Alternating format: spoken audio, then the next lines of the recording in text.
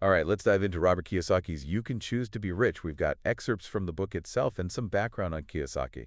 Hmm. Should be interesting to extract some actionable advice. Well, his writing is definitely engaging. He weaves in personal stories with financial Oh, advice. absolutely. It's almost like having a mentor right there in the pages. Exactly. So let's talk about this rich dad, poor dad concept.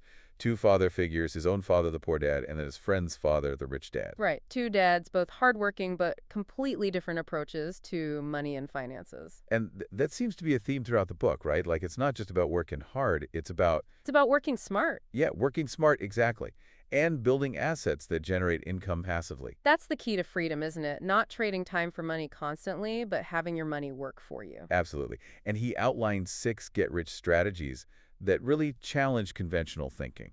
Challenging the status quo for sure. He emphasizes financial intelligence, finding mentors, the importance of building a strong team, and And utilizing leverage to build wealth. exactly. Okay, so then he introduces this idea of the cash flow quadrant: employees, self-employed business owners, and investors. Where would you say you fit in right now? Hmm. Good question.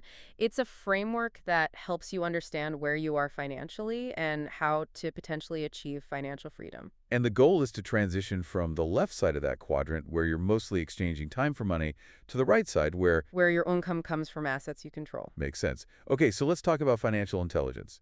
This is more than just balancing a checkbook, right? Oh, it goes way beyond that. It's about understanding how money works, mastering financial literacy, the basics of accounting, And and using tax strategies to your advantage. right, he gives an example of converting personal expenses into business deductions, Oh, yeah, which I remember that. It seemed like a pretty powerful strategy. it really underscores how understanding the tax code can help you keep more of your earnings. For sure. Another crucial point he makes is about building a team, surrounding yourself with mentors and advisors, It's acknowledging that you don't need to be an expert in everything, seeking guidance from financial planners, brokers, lawyers. and tapping into their specialized knowledge and their networks. Absolutely. He gives some really practical tips on finding those competent advisors, like using your personal network or professional organization. Networking is so crucial, isn't it? Definitely. Okay, so moving on to investing. He discusses a variety of investment vehicles from stocks and bonds to real estate. He tries to demystify it all, providing those key metrics and ratios to help analyze different opportunities. It seems like he emphasizes research and due diligence, especially for novice investors. Absolutely. Making informed decisions and building a balanced portfolio are essential. So he also dedicates a portion of the book to business ownership. He walks through the steps of starting or buying a business, choosing the right legal structure, developing a business plan. He explores various models like franchises, network marketing, and he explains the pros and cons of each one. He really seems to highlight mission, team, and leadership as the cornerstones of any successful business.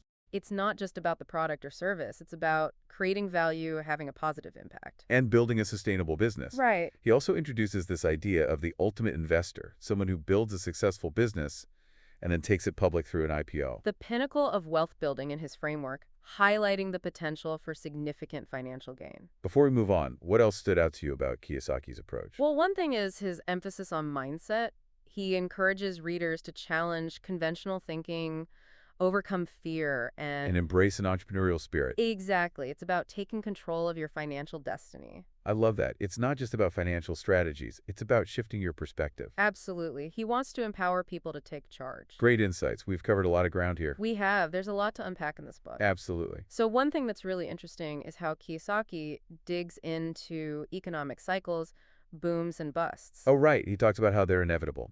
Exactly, but he says understanding those cycles can give you a real advantage when you're making financial decisions. Because most people just react emotionally to market fluctuations. Right, they panic when things go down and get overly excited when things are up. But Kiyosaki says savvy investors see those fluctuations as opportunities. He makes this brilliant analogy to surfing, like you can learn to ride those waves of economic change instead of getting wiped out. I love that analogy. It's about mastering those forces instead of letting them control you. And that takes financial intelligence, right? He spent a lot of time explaining things like interest rates, supply and demand, inflation, And how they all impact your investments. yeah, it's like he's peeling back the layers of the financial system, showing you how it all works. And how seemingly abstract concepts can have a direct impact on your own financial life. He also dives into accounting, emphasizing the importance of understanding what your numbers are telling you. He makes a key distinction between what he calls the traditional banker's view of assets and his own perspective. So for him, true assets generate income. Exactly. They're not just possessions, they're things that put money in your pocket. And his explanation of personal financial statements is so practical. He provides a framework for analyzing your income expenses, assets, and liabilities. It helps you get a handle on your overall financial health. And that's where his rich dad perspective really comes in. He challenges that conventional wisdom about homeownership. Like whether your house is truly an asset or actually a liability. Because a lot of people are told that owning a home is the ultimate financial goal. But Kiyosaki argues that it depends on whether that home is generating income or draining your resources. He always brings it back to building wealth through income-generating assets. Now, tax strategies are another crucial element of his approach. He stresses the importance of understanding the tax code so you can legally minimize your tax burden. It's not about evading taxes, it's about knowing the rules and using them to your advantage. He even encourages people who aren't running a business to start thinking like entrepreneurs. So shifting gears a bit, I think his BI triangle is a really valuable framework to anyone considering business ownership. It outlines the pillars of a successful business: mission, team, and leadership. He emphasizes that your mission should be about more than just profits. It should be about creating value and having a positive impact. Right. And building a competent team is essential too. You can't do it all yourself. You need to leverage the expertise of others. Advisors, investors, employees, everyone plays a role. And then leadership, he talks about effective communication, inspiring your team, fostering a culture of trust and innovation. Going beyond just managing and becoming a true leader. He also gets into the practical aspects of running a business, cash flow management systems, development, legal considerations. Those are often overlooked, but they're so important for a long-term success. And he highlights the importance of protecting your intellectual property. In the knowledge economy, your ideas and innovations are your most valuable assets. Switching back to investing, he goes beyond those traditional investments like stocks and bonds. He explores other avenues for wealth creation, like real estate.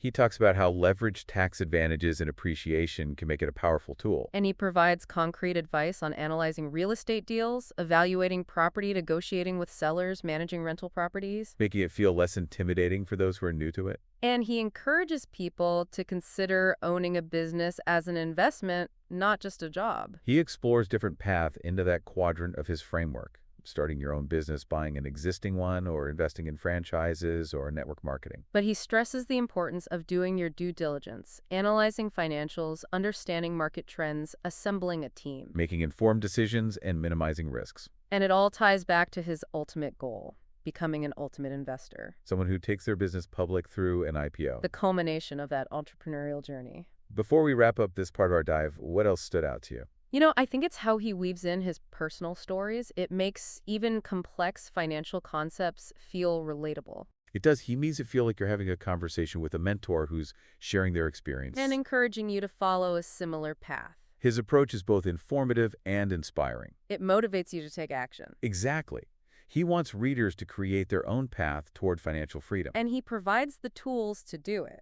All right, welcome back to our exploration of You Can Choose to Be Rich. We've covered a lot of ground mindsets, business ownership, investment strategies. A wealth of knowledge for sure. And now it's time to distill all of that into the most valuable, actionable advice. Exactly. We want to equip our listeners with a clear path toward financial freedom. So how can we break down Kiyosaki's teachings into something practical and concise? Well, how about a 10-point summary? A cheat sheet for financial empowerment. I like it. Lay it on us. All right, number 1. Focus on building assets that create passive income. Shift away from relying solely on a job for your earnings. Real estate businesses, investments that pay you consistently. That's the foundation. Got it. Number 2. Strive to transition from being an employee or self-employed to becoming a business owner or an investor. That shift gives you greater control over your financial destiny. Okay, makes sense. Number 3. Develop your financial intelligence, become proficient in financial literacy, master the basics of accounting, and learn to use tax strategies to your advantage. Knowledge is power, especially when it comes to money. Absolutely. What's next? Number 4. Leverage other people's resources, their money, and their time to accelerate your wealth building. This is especially relevant in real estate and business investing. Smart. Okay, number 5. Surround yourself with a team of competent advisors, financial planners, brokers, lawyers, real estate agents, insurance agents. They can guide and support you along the way. Collaboration is key, right? Absolutely. All right, number 6. Diversify your investment portfolio across a range of asset classes. Consider paper assets like stocks, bonds, mutual funds, as well as real estate. But always do your research before investing. Due diligence and a balanced approach are crucial. Makes sense. What's number 7? Explore the world of business ownership. Launch a new venture, acquire an existing one, or look into franchises and network marketing. There's immense wealth building potential there, but it takes careful planning and execution. Okay, entrepreneurship. What about number 8? If you do venture into business ownership, remember to focus on mission, team, and leadership. Those are the pillars of any successful business. A strong mission will guide you, a talented team will bring your vision to life, and effective leadership will unite and inspire everyone. Powerful stuff. All right, number 9. Prioritize effective cash flow management. Pay yourself first, diligently reduce debt, and meticulously track your expenses. Mastering cash flow is essential for both personal and business success. Couldn't agree more. And finally, number 10. Aspire to become an ultimate investor, someone who builds a thriving business and takes it public through an IPO. It's the culmination of the entrepreneurial journey and a testament to the power of these principles. That is a fantastic summary. It really encapsulates the essence of Kiyosaki's philosophy and provides a clear roadmap. It's about taking those steps one by one and moving closer to financial freedom. So as we wrap up this deep dive, I want to leave our listeners with a thought-provoking question. What's one small step they can take today to move toward their financial goals? If financial freedom is a journey, what action will you take right now to begin? That's a great question. It encourages reflection and action. Sometimes we get bogged down by the big picture and forget that even small, consistent steps can lead to significant progress. Remember, knowledge without action is like a seed left unplanted. It has the potential, but it needs to be nurtured. We encourage you to revisit the parts of You Can Choose to Be Rich that resonated with you, explore the concepts that sparked your interest, and most importantly, start putting those strategies into action. Financial freedom is attainable. It's not about luck or chance. It's about learning, planning, and consistent effort. We hope this deep dive has given you valuable insights and empowered you to take control of your financial future. Thank you for joining us. We look forward to exploring more fascinating topics with you in the future. Until next time, happy investing and best wishes on your journey toward financial freedom.